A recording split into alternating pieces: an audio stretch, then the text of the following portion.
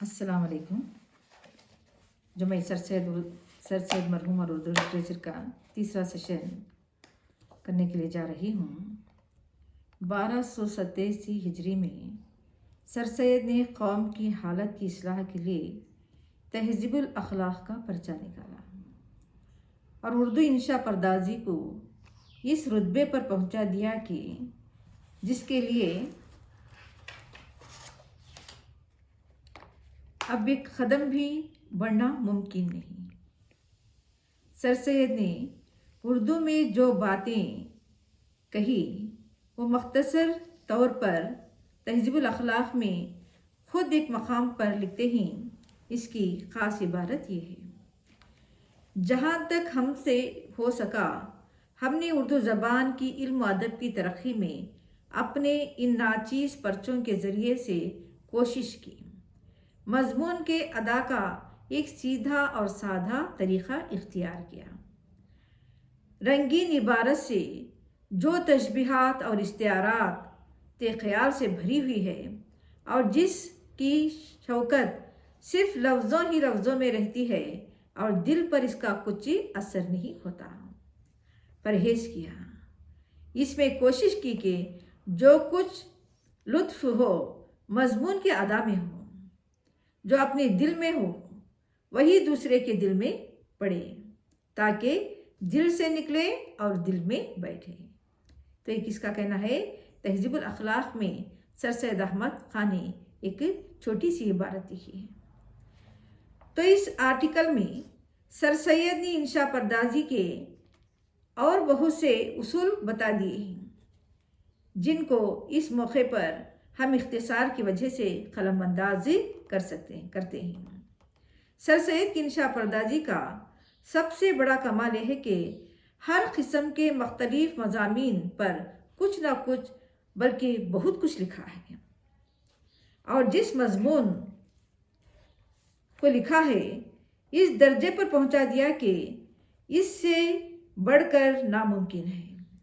फ़ारसी और उर्दू में बड़े बड़े शोरा और रसा गुजरे ही, लेकिन इनमें से एक भी ऐसा ना था जो तमाम किस्म के मज़ामीन का हक़ अदा कर सकता।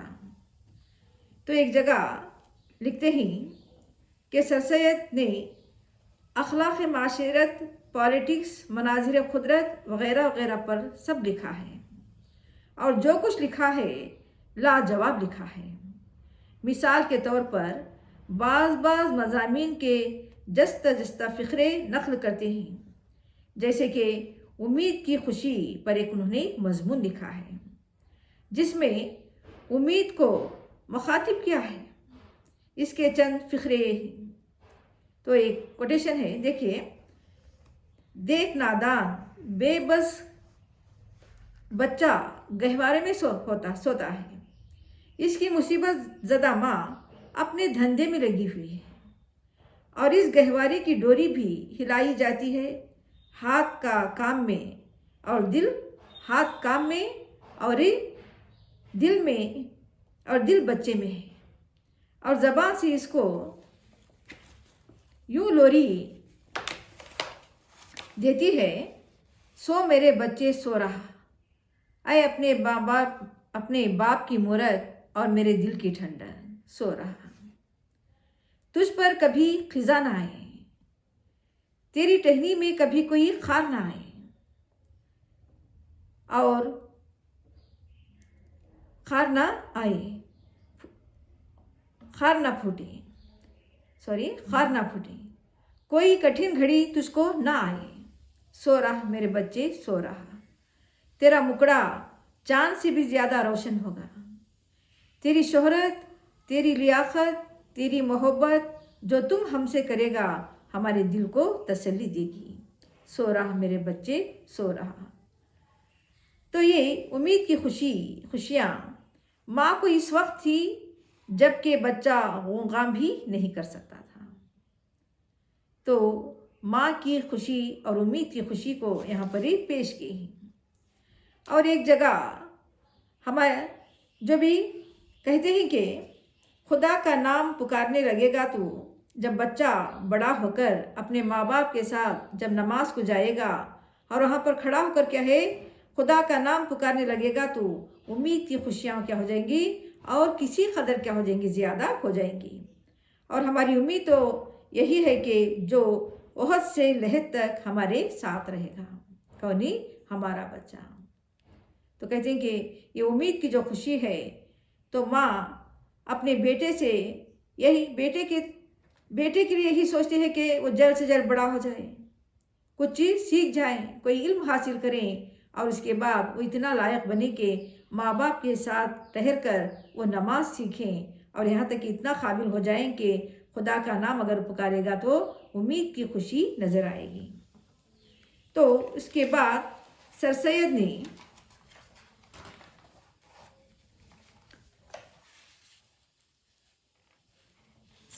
ने इंशा परदाजी के जो तरीक़े ईजाद किए हैं, इनमें यह किया था कि बहुत से आला दर्जे के अंग्रेज़ी मज़ामीन को उर्दू ज़बान का खालिब पहनाया, लेकिन तर्जुमे के ज़रिए से नहीं क्योंकि ये तरीक़ा अब तक बेसूद साबित हुआ, बल्कि इस तरह के अंग्रेज़ी के ख़यालात उर्दू में उर्दू के खुसूसियात के साथ अदा किए।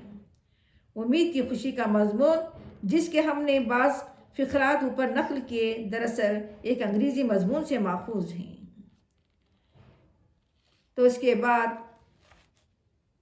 ज़माना जानता है कि सर सैयद के मजहबी मसाइल से सख्त इख्तलाफ था और शिबली नामानी कहते हैं कि मैंने इनके बहुत अकायद ख़यालात को बिल्कुल गलत समझा था, ताहम इससे मुझको कभी इनकार ना हो सका कि इन मसाइल को सर सैयद ने जिस तरह उर्दू ज़बान में अदा किया है कोई और शख्स कभी अदा नहीं कर सकता।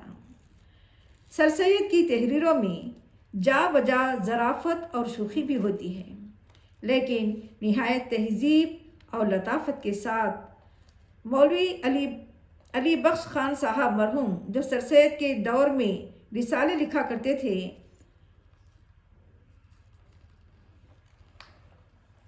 हरमैन शरीफैन गए और वहाँ से सर सैयद की तकफ़ीर का फतवा लाए। इस पर सर सैयद एक मौके पर तहज़ीबुल अखलाक में लिखते हैं, जो साहब हमारी तकफ़ीर के फतवे लेने को मक्का मौज़िमा तशरीफ़ ले गए थे और हमारी तकफ़ीर की बदौलत इनको हज अकबर नसीब हुआ। इनके लाए हुए फतवों के देखने के हम भी मुश्ताक़ हैं। तो उसके बाद कहते हैं, सुभान अल्लाह, हमारा कुफ्र भी क्या कुफ्र है कि किसी को हाजी और किसी को हाजी और किसी को काफिर और किसी को मुसलमान बनाता है। तहज़ीबुल अखलाक जब बंद हुआ है तो सर सैयद ने ख़ातिमे पर एक जो मज़मून लिखा है, इसके इब्तदाई फ़िक्रे यही सोतों को झिंझोड़ते हैं कि जाग उठ खड़े हुए तो मतलब पूरा होगा। अगर नींद में उठाने से कुछ बड़बड़ाए, कुछ झिंझिलाए, इधर हाथ झटक दिया या उधर ही झटक दिया और एंडे पड़े सोते रहे तो भी तवक्का हुई कि थोड़ी देर बाद जाग उठेंगे। शायद हमारे भाइयों की इस आखिर दर्जे तक नौबत आ गई है। अगर ये ख्याल ठीक हो तो हमको भी ज़्यादा ना छेड़ना चाहते हैं। बच्चे उठाते वक्त कह उठते हैं कि हमको उठाए जाओगे तो हम और पड़े रहेंगे, तुम ठहर जाओ, हम आप ही उठ खड़े होंगे।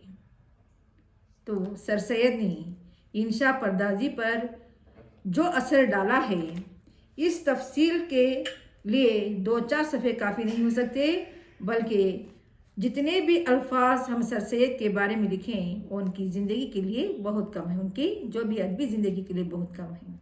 कि सर सैयद ने उर्दू अदब में ऐसे कारनामों को अंजाम दिया है कि शायद उर्दू दुनिया कभी उनको भुला नहीं पाएगी।